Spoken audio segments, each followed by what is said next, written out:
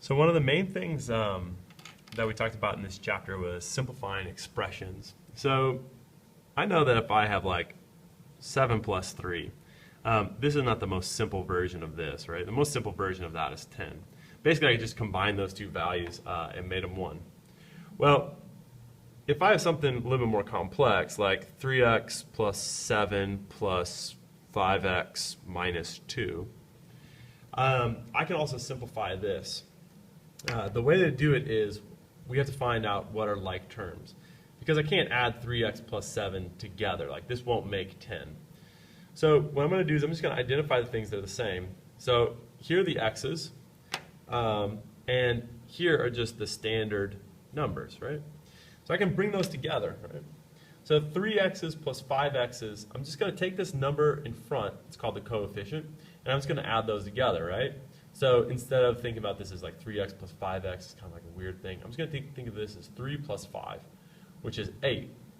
So if I have 3x's plus 5x's, 8x's.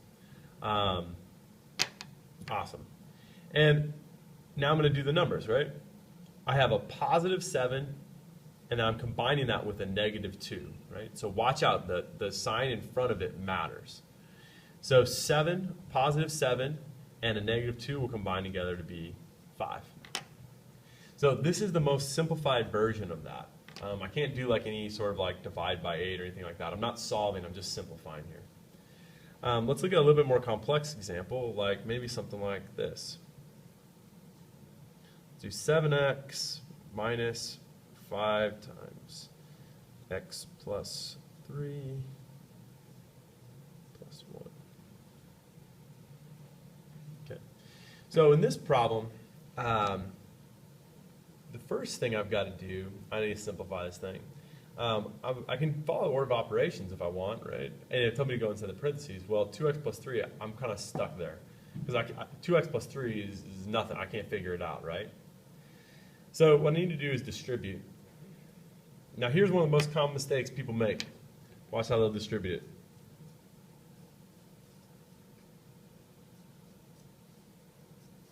Okay. So this is wrong, right? The key thing to remember is we're distributing a negative 5. So when I distribute that, negative 5 times 2, sure, that's a negative 10. But negative 5 times 3 isn't a positive 15. It's a negative 15. So this sign, right, is kind of like, you know, it doesn't have to come down here as an addition sign every single time. In fact, this time it's a negative times a positive, which will make that a negative. So now I can combine like terms. So I figure out the things that they share in common. Okay. So here are my x terms. And here are my non-x terms, right? They just hang out. So 7x's minus 10x's. Remember, I'm just going to take these coefficients. So that's basically just 7 minus 10, which is a negative 3x. And here comes another common mistake. People will say 15 plus 1 is 16, and I'm going to subtract them. That's what people will say. That's not right, right? What we're going to do, it's not negative 16. This is a negative 15, and I'm combining that with a positive 1. So this is the sign in front that matters. Right? So negative 15 plus 1 is a negative 14. And that'll be your final solution.